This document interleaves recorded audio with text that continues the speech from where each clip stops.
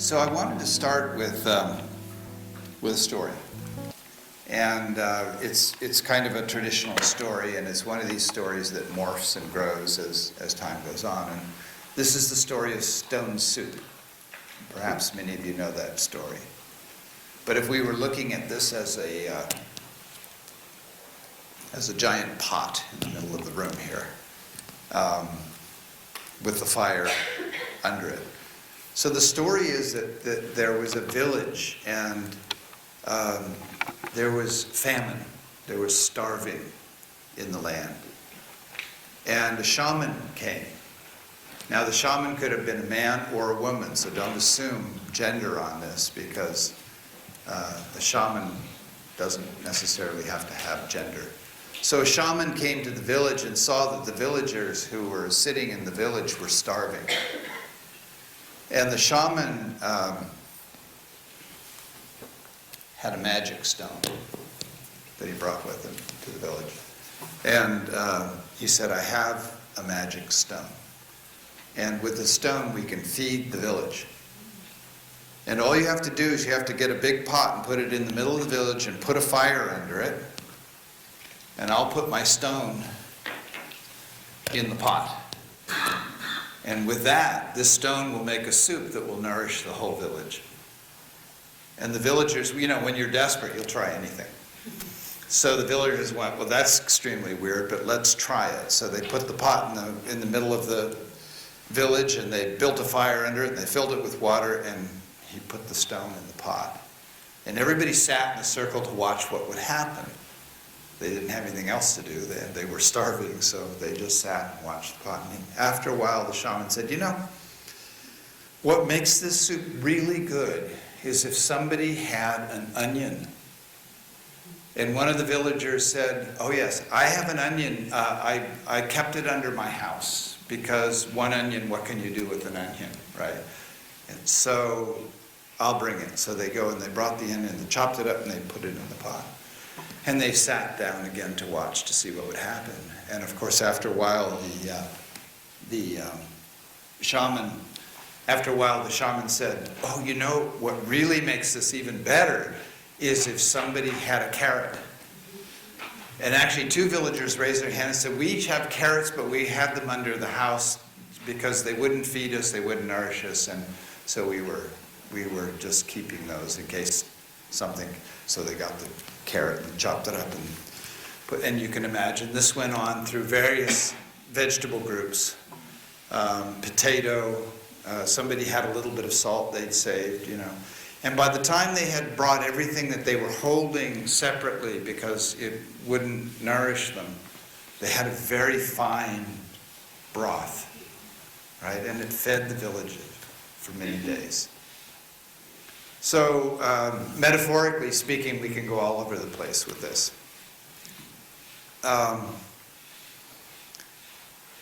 First, welcoming the stranger. When the shaman comes to the village, the shaman is a stranger to the village.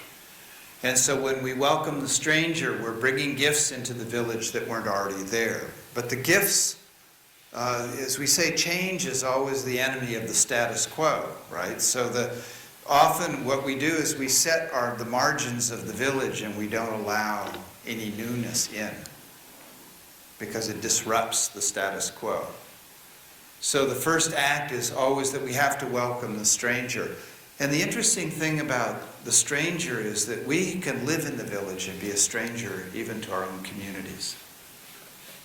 You know, and often what happens when we're a stranger in our own community is we have gifts that we're holding in abeyance because we don't think the community will receive them.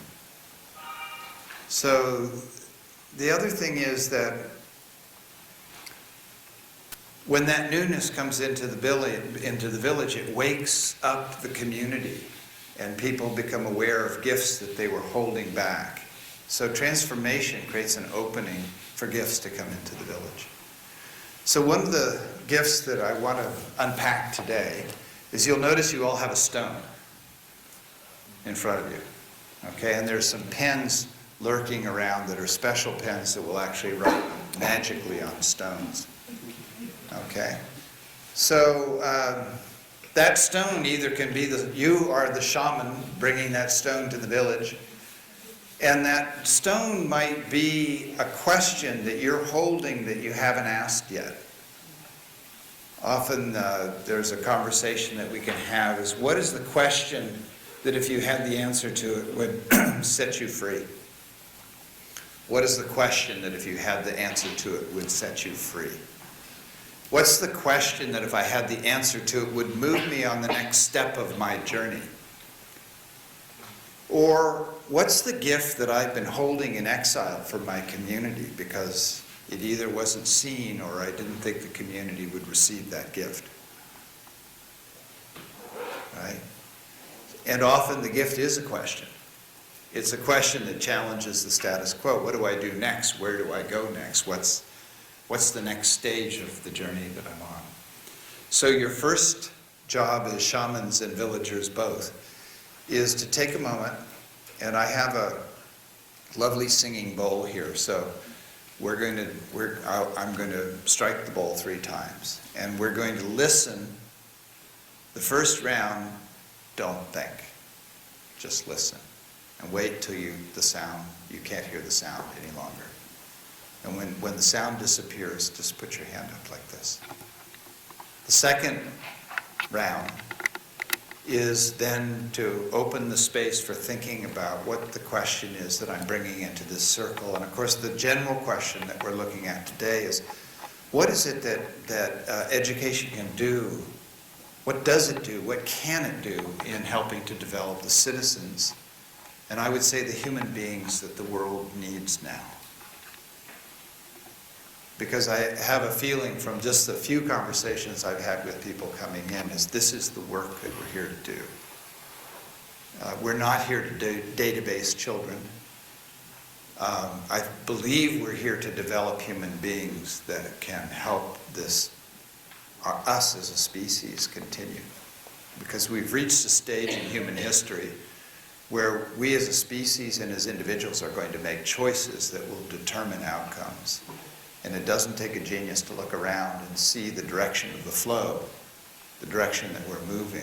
We can't predict the when, but we know at some point there's a limit to how much Mother Earth can handle.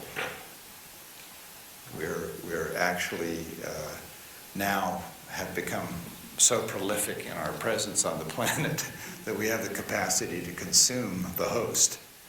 So we are going to have to start thinking differently, and school is the one place where everybody goes, you know, and we think of it now as the panacea.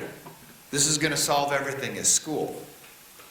But if the process of school, if the implicit curriculum of school is based in dominance and submission, we're going to produce one kind of human being. On the other hand, if the implicit curriculum is based on intimacy, trust, and cooperation, we're going to produce a different kind of human being. So Humberto Maturana, who is a mentor and inspiration, says that a child doesn't learn math. They learn living together with a math teacher. Children become the adults they're living with. And so the one question that I ask myself as I enter the classroom constantly is, what am I conserving in my manner of living with my students? Because biologically, what we conserve in our manner of living with our students, what a species conserves in its manner of living and passes on to the young, determines the direction of the evolution of the species. What we conserve in our manner of living and pass on to the young determines the direction of the evolution of the species. So are we conserving dominance and submission? Well, the other thing that we know neurobiologically is that we became languaging and intelligent beings because of the mother-child dynamic vested in intimacy, trust, and cooperation. Intimacy, trust, and cooperation. That's how we became intelligent. Neurobiology now says that when we're afraid, all the blood goes into the amygdala. I call it the lizard brain. And we're in a fight or flight. And so all the other things that the brain does are being reduced into a survival mode. So in the classroom, if we're dealing with dominance and submission, if it's control rather than engagement, if it's stuffing facts into someone's head and having them bring them back rather than discernment, creativity, right? We actually, ironically, go to school to become stupid rather than intelligent. And I believe that everybody in this room has some feeling or knowledge in that direction, that what we're really trying to do is stimulate creativity and discernment. And discernment plus values and creativity is what really determines the human being. And that determines the society. So as shamans, I'm asking you now to think a little bit about what is the gift that you're bringing into this community? Because everybody is bringing a gift. So it will be interesting to see in the dialogues how these concepts come up for everybody. And I'm guessing these questions are the questions. You know, so our engagement here in the next couple days will hover around the nutriments that you have now put into the pot. And hopefully it will nourish the village for a long time.